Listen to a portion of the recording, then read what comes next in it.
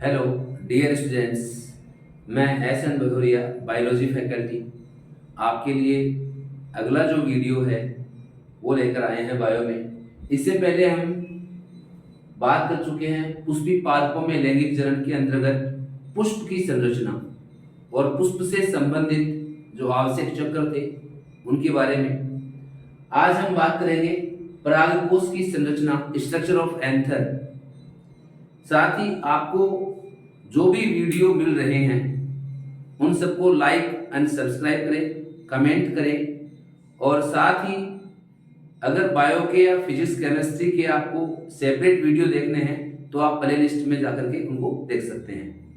Okay, ठीक है। तो आज हम बात करते हैं, डिस्कस स्टार्ट करते हैं अपना परागकोश की संरचना। परागकोश नर जननांग, पुष्प का नर जननांग का एक भाग माना गया है। नर जननांग का एक भाग माना गया है परागकोश। इस परागकोश की स्ट्रक्चर, जैसे मैंने लास्ट वीडियो में बात की थी आपसे कि जो एक पुंकेसर होता है, उस पुंकेसर के ऊपर वाले किनारे पर, ऊपरी वाले सिरे पर जो द्विपालित संरचना होती है, इस द्विपालित संरचना को हम बोलते हैं एंथर। एंथर परागकोश। इसमें जो दोनों पालियां होती हैं ये एक संयोजी उत्तक द्वारा जुड़ी होती हैं। इस संयोजी उत्तक यानी इस जो जुड़ने वाले भाग को, संयोजी उत्तक को, इसको बोल रहे हैं अपन कनेक्टिव्स, कनेक्टिव योजी। साथ ही जो ठीक नीचे जो लंबा भाग है पतला, इसको बोलते हैं फिलामेंट, पूतंतु। फिलामेंट ऑब्लिक पूतंतु। यहां हम बात करेंगे कि परागकोश जो पुष्प का नर जननांग का एक भाग माना गया है, ये परागकोश सामान्यतः अधिकांश पादपों में बाइलोब्ड होता है। कैसा होता है? बाइलोब्ड होता है। दो पालियां होती हैं इसके अंदर, बाइलोब्ड होता है। और प्रत्येक जो लोब है, प्रत्येक लोब वो भी फिर दो प्रकोष्ठ में, टू चेंबर्स में डिवाइड रहता है। ठीक है, यानी प्रत्येक जो लोब है वो भी टू चेंबर्स के अंदर डिवाइडेड रहता है। इस प्रकार से एक परागकोश में, इस प्रकार से एक परागकोश में चार प्रकोष्ठ पाए जाते हैं। चार प्रकोष्ठ प्रेजेंट होते हैं, 4 चेंबर्ड प्रेजेंट होते हैं। और इन 4 चेंबर्ड युक्त जो परागकोश की संरचना है, जो चार प्रकोष्ठ आपको दिखाई दे रहे हैं इसमें, ठीक है, इन चारों प्रकोष्ठों को ही हम क्या बोलते हैं यहाँ? लघु बीजाणुधानी, माइक्रोस्पोरेंजियम, या इसको परागधानी बोल सकते हैं हम। लेकिन कुछ पादप, जैसे हम मालवेसी फैमिली की बात करें तो मालवेसी फैमिली के जो प्लांट्स होते हैं, मालवेसी फैमिली, इसके जो प्लांट्स होते हैं, जैसे हम बात करें कॉटन है, कपास, इसके अलावा लेडी फिंगर, उनके अंदर परागकोश जो होता है वो द्विपालित ही होता है केवल, यानी उसमें चार प्रकोष्ठ नहीं होते। उनका परागकोश कैसा होता है? बाइलोब्ड होता है, कंप्लीटली बाइलोब्ड ही होता है। यहां तो ये जो स्ट्रक्चर है अधिकांश पादपों में तो ये मतलब चार प्रकोष्ठों के अंदर डिवाइडेड होती है, जबकि मालवेसी फैमिली के जो प्लांट्स होते हैं उनके अंदर केवल और केवल क्या होते हैं? दो ही प्रकोष्ठ पाए जाते हैं, माइक्रोस्पोरेंजियम दो ही होती है उनके अंदर। ठीक है, यानी ये आपको ध्यान रखने वाली बात, आप रिमाइंड रखें इस चीज को। इसके अलावा अगर हम बात करें तो परागकोश के अंदर की जो स्ट्रक्चर बात करें, जैसे ये है लघु बीजाणुधानी, माइक्रोस्पोरेंजियम। अगर हम एक स्पोरेंजियम की बात करें, ठीक है, यानी कि एक एंथर की अगर मान लो जैसे स्ट्रक्चर देख रहे हैं तो ये स्ट्रक्चर हमें कैसी दिखाई देती है? बाहर से देखने पर बेलनाकार दिखाई देती है, सिलेंड्रिकल, बेलनाकार या सिलेंड्रिकल दिखाई देता है, सिलेंड्रिकल दिखाई देता है। यानी परागकोश की संरचना में परागकोश की बात की, इसके बाद इसमें जो लघु बीजाणुधानी होती है उसकी स्ट्रक्चर देखें अपन तो ये बाहर से देखने पर हमें बेलनाकार प्रतीत होती है, दिखाई देती है, सिलेंड्रिकल। लेकिन अगर इसकी टीएस देखें अपन, अगर इसकी टीएस देखें अनुप्रस्थ काट, तब ये हमें वृत्ताकार दिखाई देती है। कैसी दिखाई देती है? वृत्ताकार या सर्कुलर दिखाई देती है। देखो यहां वृत्ताकार सी दिख रही है, सर्कुलर, ठीक है। यानी अगर ऐसे देखेंगे तो बेलनाकार दिखेगी, और अगर मान लो बाहर से देखने पर, और अगर मान लो इसकी टीएस देखते हैं अपन, अनुप्रस्थ काट काट के देखते हैं इसकी, तो ये हमें वृत्ताकार दिखाई देता है। अब लघु बीजाणुधानी या परागधानी, इसकी जो संरचना है ये दो भागों से मिलकर बनी होती है। कितने भागों से मिलकर बनी होती है स्टूडेंट्स? दो भागों से मिलकर बनी होती है। इसमें देखो दो भाग कौन कौन से होते हैं? इसमें दो भाग होते हैं। एक तो पहला भाग यहां हम बात करें तो एक तो होता है लघु बीजाणुधानी भित्ति, लघु बीजाणुधानी भित्ति, यानी माइक्रोस्पोरेंजियल वूल, माइक्रोस्पोरेंजियल वूल, लघु बीजाणुधानी भित्ति। और दूसरी जो स्ट्रक्चर आती है इसके अंदर, वो आती है लघु बीजाणु कोशिकाएं, लघु बीजाणु कोशिकाएं या माइक्रोस्पोरोजिनस, माइक्रोस्पोरोजिनस सेल्स, लघु बीजाणु कोशिकाएं। इसमें जो यहां स्टार लगा हुआ बिंदु है, इसका मतलब ये बोर्ड एग्जाम के लिए इंपॉर्टेंट क्वेश्चन के रूप में माना गया है। कई बार पूछा भी जाता है बोर्ड एग्जाम्स के अंदर, ठीक है। और साथ ही इसके अंदर भी कुछ ऐसे क्वेश्चंस आते हैं जो आपके इन फ्यूचर कंपटीशन से संबंधित काम आ सकते हैं आपके। अब देखो लघु बीजाणुधानी की संरचना बेलनाकार थी, टीएस में ये सर्कुलर दिखाई दे रही है, वृत्ताकार। और इसकी संरचना में दो स्ट्रक्चर हैं। सबसे बाहर वाली, पहले वाली कौन सी है? लघु बीजाणुधानी भित्ति। लघु बीजाणु का जो आवरण, उसका जो भित्ति बनी हुई है, दीवार बनी हुई है, ठीक है, वो लघु बीजाणुधानी भित्ति। और उसके अंदर जो होता है, जैसे मतलब यहां बात करूं तो यहां पर जो सेल्स प्रेजेंट होती हैं, ठीक है, उन सेल्स को हम क्या बोलेंगे? उन सेल को बोलेंगे स्पोरोजिनस सेल, स्पोरोजिनस सेल्स।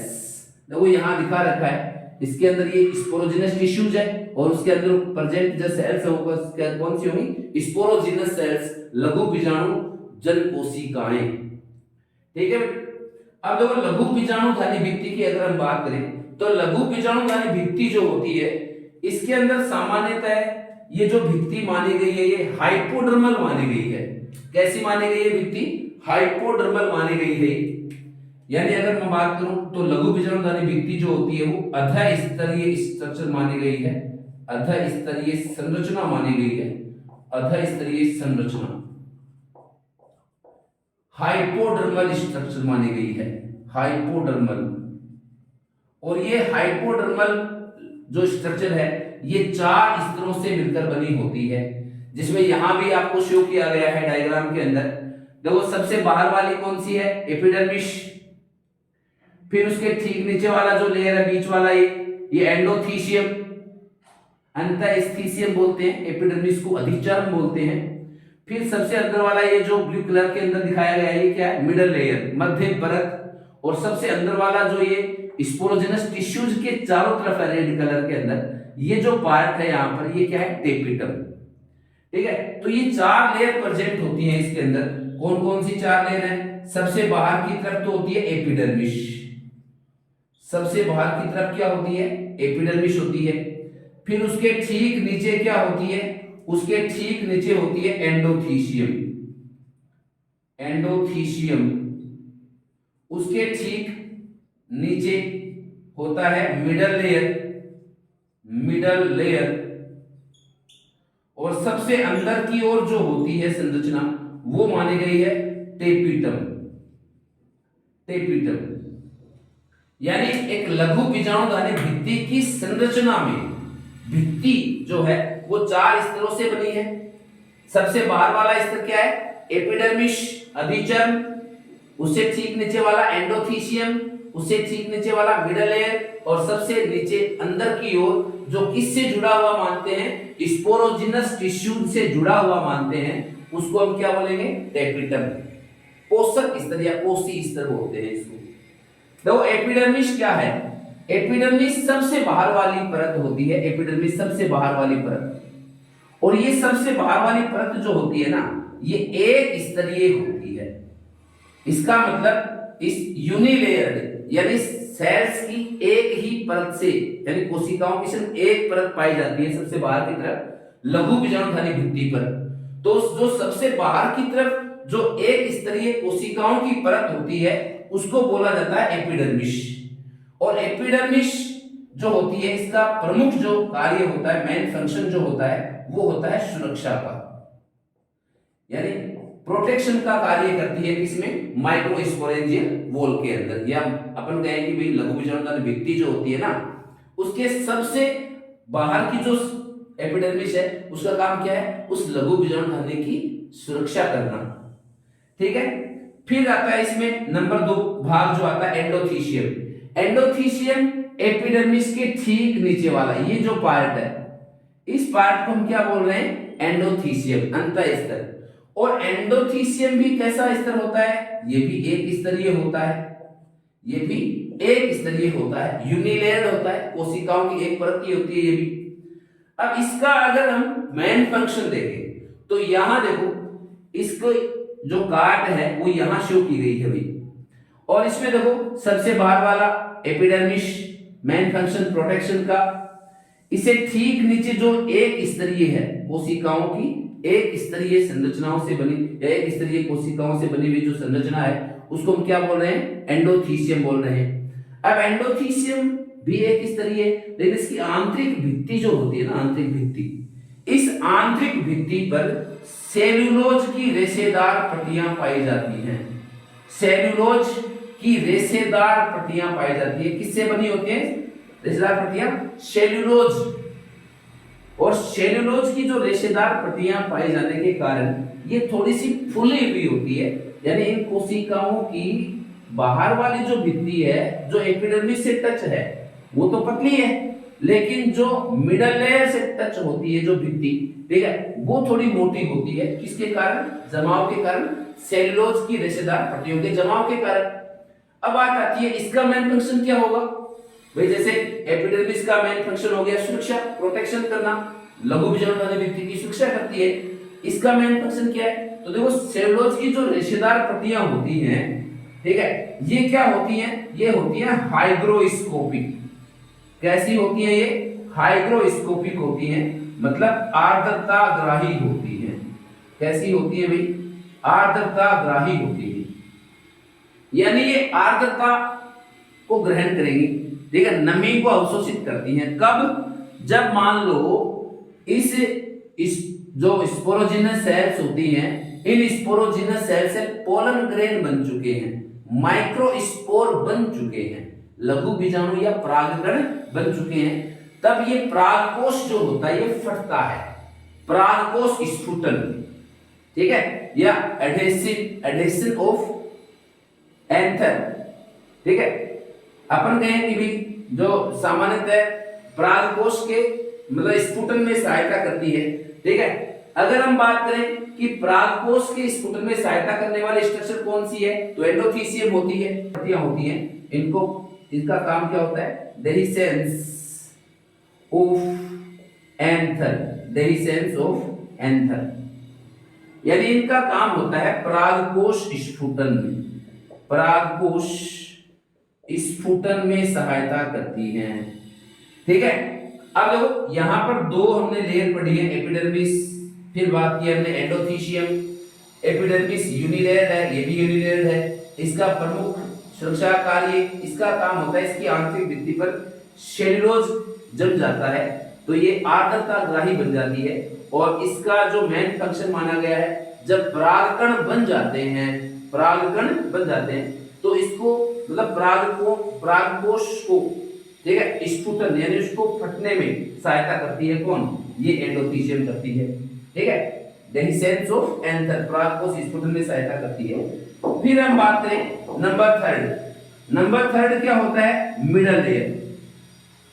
ठीक है, ये मिडल लेयर जो होती है ये एंडोथीसियम के ठीक नीचे होती है। एक बात का हमेशा ध्यान रखना कि आवर्तबीजी पादपों में, आवर्तबीजी पादपों के अंदर मिडल लेयर हमेशा एंडोथीसियम के ठीक नीचे पाई जाती है। और मिडल लेयर एक स्तरीय संरचना नहीं होती, इसके अंदर कम से कम कोशिकाओं की बनी हुई 1 से 3 परतें होती हैं। 1 से 3 परतों से बनी होती है, 1 से 3 परतों से ये बनी होती है। ठीक है, मतलब मिडल लेयर एंडोथीसियम के ठीक नीचे होती है और यह 1 से 3 परतों से, देखो यहाँ पर, ठीक है, फर्स्ट लेयर ये होगी, सेकंड लेयर ये होगी और थर्ड लेयर ये होगी। ठीक है, ये यहाँ तो 3 लेयर बनाई गई है, लेकिन 1 से 3 यानी 2 की हो सकती है, 3 की हो सकती है, ठीक है, 1 की भी हो सकती है। ठीक है, 1 से 3 परतों की बनी होती है, मानते हैं इसको। और इसकी जो सेल्स होती हैं, एंडो मिडल लेयर की जो सेल्स होती हैं, उनका जो मेन फंक्शन क्या है, भाई फंक्शन तो याद रखना पड़ेगा इनका। इनका जो मेन फंक्शन होता है वो होता है कि ये सेल्स जो होती है ना, ये सेल्स ये नष्ट होती रहती हैं। क्या होती रहती हैं, डेस्ट्रॉयड, नष्ट होती रहती हैं। और क्या करती हैं, और पीएमसी को, पोलर मदर सेल्स, पराग मातृ कोशिकाओं को पोषण प्रदान करती हैं। डेस्ट्रॉयड होकर क्या करती रहती है, इनको पोषण देती रहती हैं, या यूं कहें अपन कि न्यूट्रिशन या न्यूट्रिशनल मटेरियल जो है वो प्रोवाइड करवाती हैं। कौन, मिडल लेयर की सेल्स। तो मिडल लेयर एंडोथीसियम के ठीक नीचे 1 से 3 परतों की बनी होती है। ठीक है, इसकी कोशिकाएं जो होती हैं सामान्यतः नष्ट होती रहती हैं और क्या करती हैं, पराग मातृ कोशिका या पोलर मदर सेल्स को न्यूट्रिशन जो मटेरियल है वो प्रोवाइड करवाती रहती है। फिर हम बात करें सबसे अंतिम जो परत है, टेपिटम। अब देखो यहां जो बात आती है, क्वेश्चन की बात आती है। ठीक है, कई बार तो मान लो सीधा प्रश्न पूछ लिया बोर्ड एग्जाम में, स्ट्रक्चर ऑफ माइक्रोस्पोरेंजियम या लघु बीजाणुधनी की संरचना को समझाइए। अगर ये बड़ा क्वेश्चन है मान लो, तो फिर अगर हम टुकड़ों में डिवाइड करें क्वेश्चन बनाने वाला, बोर्ड एग्जाम का पेपर बनाने वाला, तो टेपिटम के बारे में विशेषकर पूछा जाता है। ये भी एक इंपॉर्टेंट स्ट्रक्चर मानी गई है इसके अंदर। ठीक है, लेकिन अगर मान लो एमसीक्यू टाइप की बात करें हम, मल्टीपल चॉइस क्वेश्चंस जो होते हैं सामान्यतः कंपटीशन एग्जाम के अंदर आते हैं, तो उनके अंदर इनका एक तो क्रम पूछ सकता है। ठीक है, इनका क्रम जैसे मतलब पूछ लिया कि इनका क्रम बताओ, लघु बीजाणुधनी भित्ति की जो स्तर होते हैं, ठीक है, उनका क्रम बताओ, कहां से, बाहर से भीतर की ओर बता दोगे आसानी से, epidermis, endothecium, middle layer, epiderm. लेकिन बंदा पूछ ले आपसे कि इसका अंदर से बाहर की ओर बताओ। ठीक है, अंदर से बाहर की ओर, तो इस क्रम को क्या करना है, इस सीक्वेंस को मतलब उल्टा कर देना है। ठीक है, टेपिटम सबसे अंदर, उससे ऊपर मिडल लेयर, उससे ऊपर एंडोथीसियम, उससे ऊपर एपिडर्मिस, ऐसे बताना है। ठीक है, कई बार क्या होता है, जैसे मान लो दे दिए 4 नाम दे दिए, ठीक है, इन मिलान करना है, इनको सुमेलित करना है। ठीक है, अब मिलान या सुमेलित करो, कैसे करोगे इसको, जैसे मान लो 4 नाम दे दिए, epidermis, endothecium, middle layer, epiderm, और फिर उनके फंक्शन लिख दिए सामने। और अब वहां पर आपको क्या करना है, मिलान करना है, सुमेलित करना है। ठीक है, तो उस आधार पर भी क्वेश्चन पूछे जा सकते हैं। तो मेन फंक्शन आप ध्यान रखिए, एपिडर्मिस का सुरक्षा का, एंडोथीसियम का सेलुलोज पाए जाते हैं इसकी भित्ति पर, आंतरिक भित्ति पर, तो ये आर्द्रता ग्राही बन जाती है और ये डेहिसेंस ऑफ एंथर, परागकोश के स्फुटन में सहायता करता है ये। ठीक है, मिडल लेयर 1 से 3 परतों की बनी होती है, इसकी कोशिकाएं नष्ट होती रहती हैं और पोलर मदर सेल्स को पोषक पदार्थ उपलब्ध करवाती रहती हैं। तो ये 3 स्तर हो गए। सबसे जो विशेष बात आती है इसमें, टेपिटम की। ठीक है, तो टेपिटम की अगर स्ट्रक्चर देखें हम, ठीक है, यहां देखते हैं,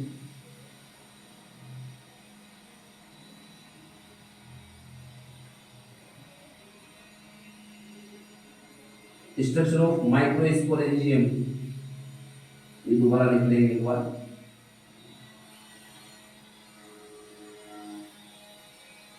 स्ट्रक्चर ऑफ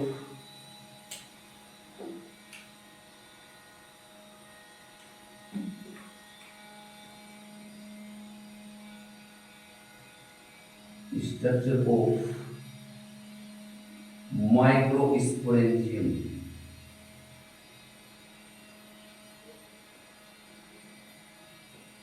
मेनली इसमें माइक्रोस्पोरेंजियम की वॉल चल रही है अभी, तो इसमें और इस वॉल के अंदर जो हमारा चौथा पॉइंट है वो चल रहा है। तो इसमें जो चौथा पॉइंट हम बात कर रहे हैं अभी इसकी टेपिटम,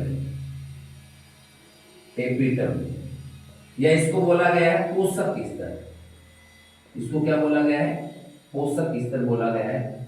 अब देखो टेपिटम या पोषक स्तर जो होता है ये लघु बीजाणुधानी भित्ति का सबसे अंदर वाला जो परत है, अंदर वाला स्तर जो है वो माना गया है टेपिटम।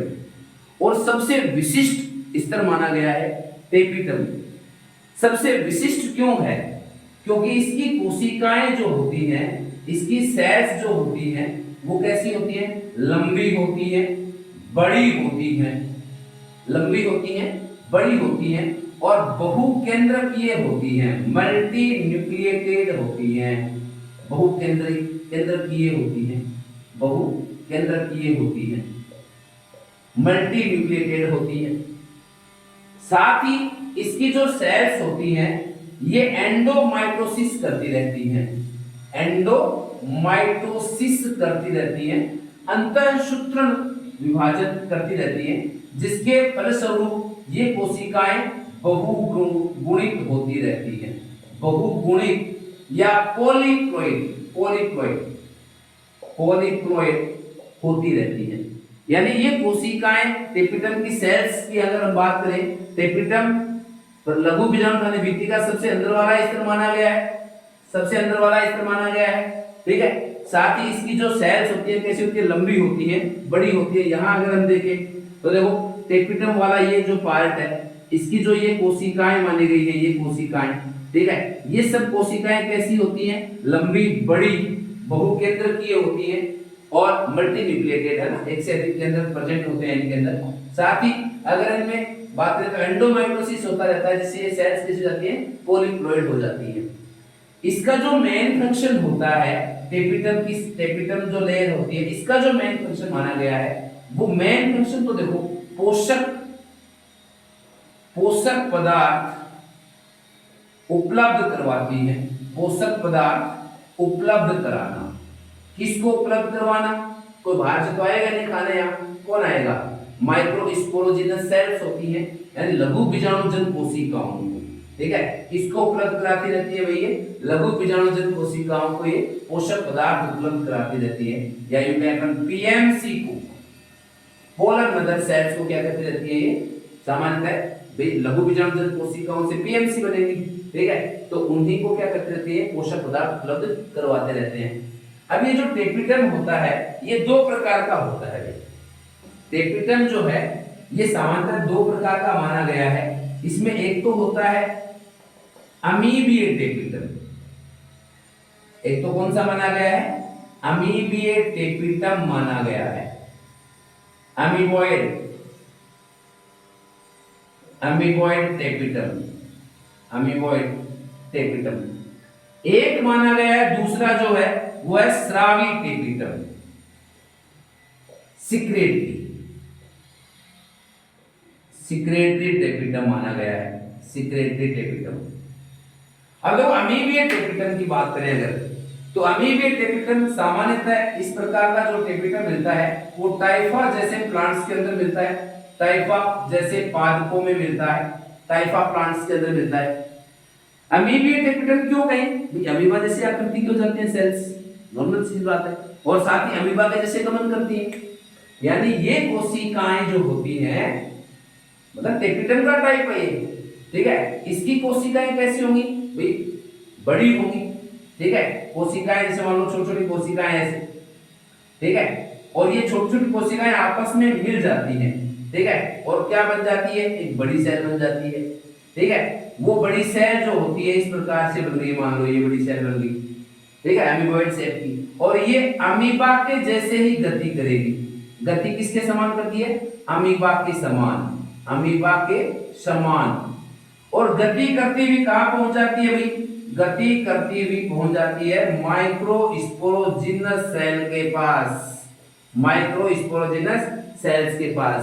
यानी हम ये कहें कि ये जो सेल्स हैं माइक्रोस्पोरोजिनस सेल्स, जो इसके अंदर प्रेजेंट होती है स्पोरोजिनस सेल्स, बीजाणुजन कोशिकाएं, उन तक पहुंच जाती है और क्या करती है, क्या करवाएंगे बताओ, पोषक पदार्थ उपलब्ध करवाएंगे। यानी अमीबीय टेपिटम में आपको ध्यान क्या रखना है कि जैसे टाइफा जैसे कुछ पादपों में मिलता है, बाकी ये सब में नहीं मिलता। अधिकांश जो होते हैं, जो हम कहें कि जो अधिकांश जो द्विबीजपत्री पादप होते हैं, अधिकांश द्विबीजपत्री पादप यानी मेनली जो डाइकोट्स के अंदर मिलता है टेपिटम, उसका टाइप क्या है, स्रावी टेपिटम। परंतु टाइफा जैसे प्लांट के अंदर क्या होता है कि टेपिटम की सेल्स आपस में जुड़ेंगी, बड़ी हो जाती है, और बड़ी हो जाने के कारण क्या हो गया, उनमें आपस में उनका पेरिप्लाज्मोडियम यानी उनका जो प्रोटोप्लाज्म है वो मिल जाता है, पेरिप्लाज्मोडियम का निर्माण कर लेती है। और पेरिप्लाज्मोडियम जो है अमीबा के समान गति करता हुआ कहां पहुंच जाता है, माइक्रोस्पोरोजिनस सेल्स के पास पहुंच जाता है, और वहां पहुंचकर क्या करता है, इनको पोषण या न्यूट्रिशन मटेरियल जो है वो प्रोवाइड करवाता रहता है। दूसरी बात आती है स्रावी टेपिटम। स्रावी टेपिटम अधिकांश द्विबीजपत्री पादप में मिलती है। मतलब ये जो टेपिटम वाला पार्ट होता है, यहां हम बात करें, ये जो टेपिटम वाला पार्ट होता है पूरा यहां से लेकर के यहां तक का, ठीक है, तो ये जो टेपिटम वाला पार्ट होता है ना, इसमें अधिकांश द्विबीजपत्री या मेनली जो डाइकोट्स प्लांट जितने भी हैं उनके अंदर ये अपनी इसकी जो सेल्स होती हैं, ठीक है, ये अपनी भित्तीय अवस्था में ही बनी रहती है, भित्तीय अवस्था में ही बनी रहती है, भित्तीय अवस्था में, ठीक है, और भित्तीय अवस्था में बनी रहकर ही क्या करती हैं, पोषक पदार्थ स्रावित करती रहती है, पोषक पदार्थ स्रावित करती रहती है। अब नाम क्या है, स्रावी, तो क्या करेंगे, पोषक पदार्थ स्रावित करती रहती है ये, ठीक है।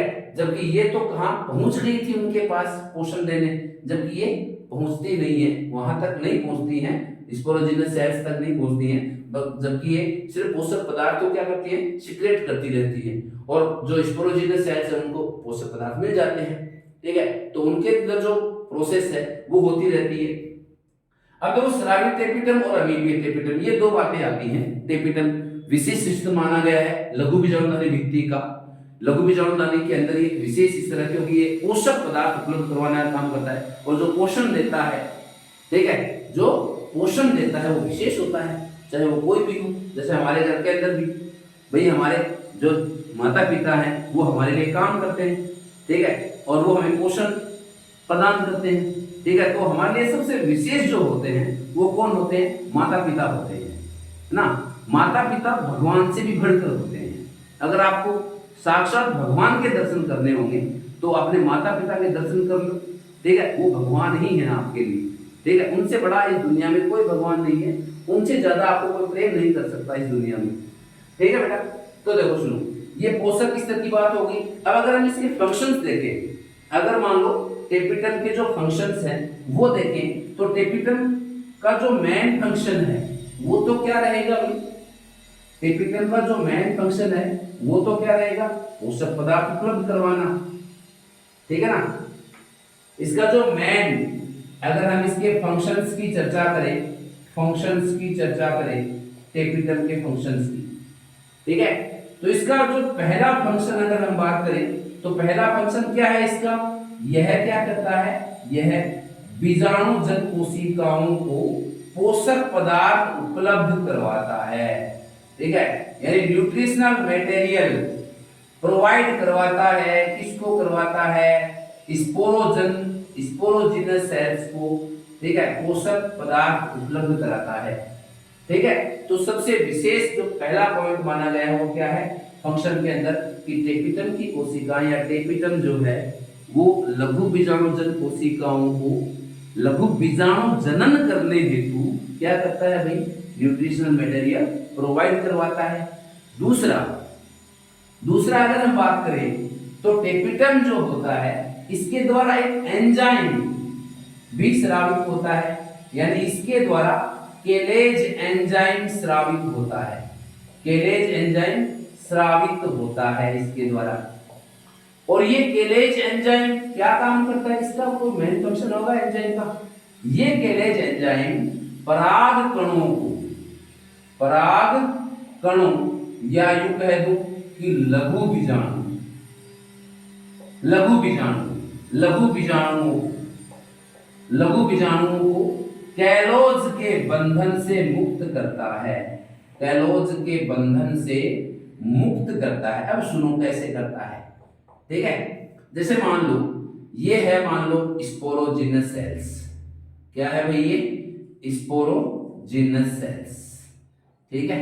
और ये स्पोरोजिनस सेल्स किसका निर्माण करती है? ये करती है पीएमसी का।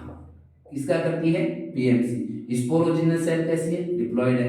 पीएमसी कैसी है? डिप्लॉयड है, ठीक है।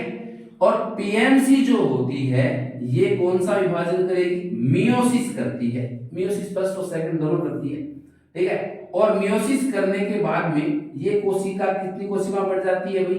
4 कोशिकाएं बढ़ जाती है। इस प्रकार से 4 कोशिकाएं बनती है, ठीक है। और ये चारों कोशिकाएं जिस पदार्थ के द्वारा आपस में जुड़ी रहती हैं, जिस पदार्थ के द्वारा आपस में जुड़ी होती हैं, उस पदार्थ को क्या बोला गया है? उस पदार्थ को बोला गया है कैलोज। यानी परागकण बन चुके हैं मियोसिस के बाद में पीएमसी से, ठीक है। और ये सब परागकण या लघु बीजाणु जो होते हैं ये कैलोज से आपस में जुड़े रहते हैं, ठीक है। तो अब ये से जुड़े जुड़े पोलिनेशन में सहायता नहीं कर सकते, परागण क्रिया में सहायता नहीं करेंगे, तो क्या होगा? तो टेपिटम के द्वारा स्रावित जो केलेज एंजाइम है वो इस कैलोज का क्या कर देता है?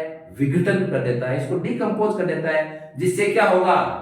जिससे यानी यहां केलोज है, इसको केलेज एंजाइम, ठीक है, केलेज एंजाइम उसने क्या कर दिया? डिकम्पोज कर दिया। तो इससे क्या हो जाएंगे? परागकण क्या हो जाएंगे? अलग अलग हो जाते हैं, ठीक है। तो परागकणों को कैलोज के बंधन से मुक्त करता है कौन? कैलेज एंजाइम। कैलेज एंजाइम किसके द्वारा स्रावित होता है? पोषक स्तर टेपिटम द्वारा स्रावित होता है। तो टेपिटम का एक मेन फंक्शन ये भी हो गया। दूसरी अगर हम बात करें, यहां अगर नेक्स्ट फंक्शन की बात करें तो टेपिटम के द्वारा कुछ हार्मोन भी स्रावित होते हैं, ठीक है। टेपिटम के द्वारा क्या होते हैं? हार्मोन्स भी स्रावित होते हैं, ठीक है।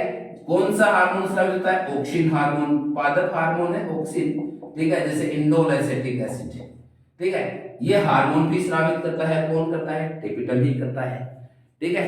इसके अलावा टेपिटम का और कोई काम, और कोई बच गया है कोई काम? इसका काम और भी है। ये टेपिटम जो होता है ये परागकणों में या लघु बीजाणुओं में, परागकणों या लघु बीजाणुओं में यूबिस्काय का निर्माण करता है। यूबिस बॉडी, यूबिस बॉडी का निर्माण करता है। परागकणों में किसका निर्माण करता है? परागकणों में यूबिस्काय का निर्माण करता है, निर्माण करता है। और ये यूबिस्काय जो होता है इसके अंदर क्या होता है? जिससे क्या बनता है? इसमें क्या होता है? इसमें होता है स्पोरोपोलेनिन। क्या होता है भाई? स्पोरोपोलेनिन होता है, ठीक है। और स्पोरोपोलेनिन जो होता है ये परागकणों का सबसे बाहरी, परागकणों का एक सबसे बाहरी सुरक्षात्मक परत मानी गई है, सुरक्षात्मक परत मानी गई है ये, ठीक है, परागकणों की। तो टेपिटम परागकणों में यूबिस्काय का निर्माण करता है, ठीक है। सबसे बाहर वाला यूबिस्काय है, अलंकृत संरचना होती है यूबिस्काय। जैसे हम देखेंगे, बात करेंगे, जैसे मान लो ये परागकण है ना, तो इसके अंदर ये जो स्ट्रक्चर होती है इस प्रकार से, ठीक है। तो ये जो अलंकृत संरचना होती है इसको बोला गया है यूबिस बॉडी, ठीक है। जो अलंकृत संरचना मानी गई है इसको क्या मानते हैं? यूबिस्काय। यूबिस्काय का निर्माण भी कौन करता है? टेपिटम करता है। और इस यूबिस्काय से क्या बनेगा? स्पोरोपोलेन बनेगा। स्पोरोपोलेन क्या करता है? परागकणों का एक सबसे सुरक्षात्मक स्तर माना गया है, ठीक है। बाहरी सबसे सुरक्षात्मक यानी सुरक्षा करता है, परागकणों को प्रतिरोधक क्षमता विकसित प्रदान करता है। बात करेंगे हम स्ट्रक्चर ऑफ एंथर के, स्ट्रक्चर ऑफ पोलन ग्रेन के अंतर्गत या स्ट्रक्चर ऑफ माइक्रोस्पोर के अंतर्गत, ठीक है। इसके अलावा क्या काम करता है? इसके देखो ये 4 फंक्शन हो गए मेन। इसके अलावा एक फंक्शन और देखते हैं अपन इसका, कि जो टेपिटम होता है वो टेपिटम सामान्यतः पोषक पदार्थ उपलब्ध करवाने के साथ साथ एंजाइम छोड़ता है, हार्मोन छोड़ता है, और साथ ही परागकणों का अलंकरण करने हेतु सामान्यतः क्या करता है? यूबिस्काय का निर्माण करता है। इसके अलावा टेपिटम पराग कणों में नंबर 5, यह पराग कणों में पोलन किट का निर्माण करता है। पोलन किट का फॉर्मेशन करता है, का निर्माण करता है। पोलन किट का निर्माण भी करता है, यानी formation of pollen kit by the tapetum in the या ऑन द पोलन ग्रेन्स, यानी परागकणों पर पोलन किट बनाता है। ये पोलन किट एक तेलीय मतलब परत होती है, पतली चिपचिपी होती है। तो मेनली जो जिनमें अपन गए भी इंसेक्ट पोलिनेशन या कीट परागण जिनमें होता है, उन पादपों उन परागकणों के अंदर विशेषता पाई जाती है पोलन किट। तो ये इसके मेन फंक्शन हो गए, पोलन किट का निर्माण करना, स्पोरोपोरेन का निर्माण करना, केलेज एंजाइम स्रावित करना, ऑक्सीजन हार्मोन छोड़ना, और जो सबसे बड़ा जो मेन फंक्शन है वो क्या है, इसका मतलब पोषक पदार्थ उपलब्ध करवाना। और पोषक पदार्थ भी दो प्रकार का होता है, टाइफा जैसे प्लांट्स के अंदर ये अमीबॉइड होता है, और जो अधिकांश जो द्विबीजपत्री पादप होते हैं उनके अंदर कैसा होता है भाई, ये मतलब द्वितीय प्रकार का होता है, स्रावी प्रकार का होता है। इसके अलावा अगर नेक्स्ट बात करें इसमें, तो देखो बीजाणुजन कोशिकाएं नंबर 2 है ना, ठीक है भाई। स्ट्रक्चर ऑफ माइक्रोस्पोरेंजियम, तो स्ट्रक्चर ऑफ माइक्रोस्पोरेंजियम के अंदर जो दूसरी स्ट्रक्चर मानी गई है वो है लघु बीजाणु कोशिकाएं। लघु बीजाणु कोशिका या लघु बीजाणुजन कोशिकाएं, लघु बीजाणुजन कोशिकाएं, ठीक है। माइक्रो स्पोरोजिनस सेल्स, यहां आपको डायग्राम में दिखा रखा है कि सबसे बाहर वाला epidermis, endothecium, middle layer tapetum, और टेपिटम के अंदर की ओर जो पार्ट है ये, इसमें क्या है, स्पोरोजिनस सेल्स है, माइक्रो स्पोरोजिनस सेल्स हैं। कौन सी सेल्स है भाई, माइक्रो स्पोरोजिनस सेल्स होती है। और ये माइक्रो स्पोरोजिनस सेल्स जो होती हैं, इनका काम होता है टेपिटम से क्या लेना, पोषण लेना। टेपिटम से क्या प्राप्त करना, टेपिटम से प्राप्त पोषक पदार्थ को ग्रहण करना, यानी टेपिटम से पोषक पदार्थ ग्रहण करती है, ठीक है। टेपिटम द्वारा जो स्रावित पोषक पदार्थ वो ग्रहण करती है, ठीक है। और इन्हीं माइक्रोस्पोरोजिनस सेल्स से क्या बनती हैं, इन्हीं माइक्रोस्पोरोजिनस सेल्स से बनती हैं pollen mother cells. Pollen mother cells बोले तो पीएमसी, क्या बनती है, पीएमसी बनती है, पोलन मदर सेल्स बनती है, जो कि बाद में अर्धसूत्री विभाजन द्वारा क्या बनाएंगी, पोलन ग्रेन्स या माइक्रो स्पोर्स बनाती हैं। यानी अगर हम बात करें, यहाँ छोटी सी बात कर लेते हैं कि लघु बीजाणु जनन किसे कहते हैं, है ना। केवल लघु बीजाणु जन कोशिका तो बता दोगे, ठीक है। अब ये छोटी सी परिभाषा आ गई कि लघु बीजाणु जनन, या यूं कहें अपन कि माइक्रो स्पोरोजेनेसिस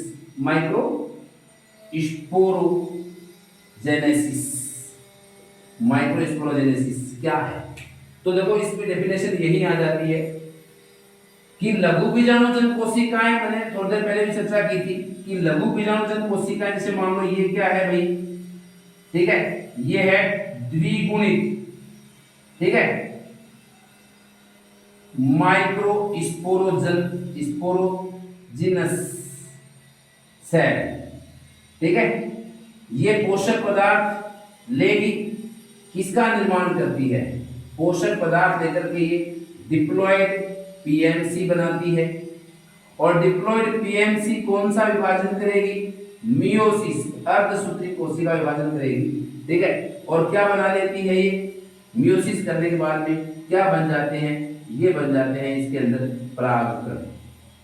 क्या बन जाते हैं इसके अंदर, ये परागकण बन जाते हैं, यानी क्या बन गए, पोलन ग्रेन्स बन जाते हैं, या यूं कहें अपन इसको ये माइक्रोस्पोर्स बन जाते हैं, लघु बीजाणु बन जाते हैं। इस प्रकार से अगर मान लो लघु बीजाणुजन कोशिका की बात कर रहा है तो आप यह बताएंगे, ठीक है, कि टेपिटल के ठीक नीचे वाला जो भाग है वो माइक्रोस्पोरोजिनस सेल्स होती है, लघु बीजाणुजन कोशिकाएं होती हैं, ठीक है। अगर मान लो ये पूछे आपसे माइक्रोस्पोरोजेनेसिस किसे कहते हैं, तो आप बता देंगे कि पोषक पदार्थ प्राप्त करके माइक्रोस्पोरोजिनस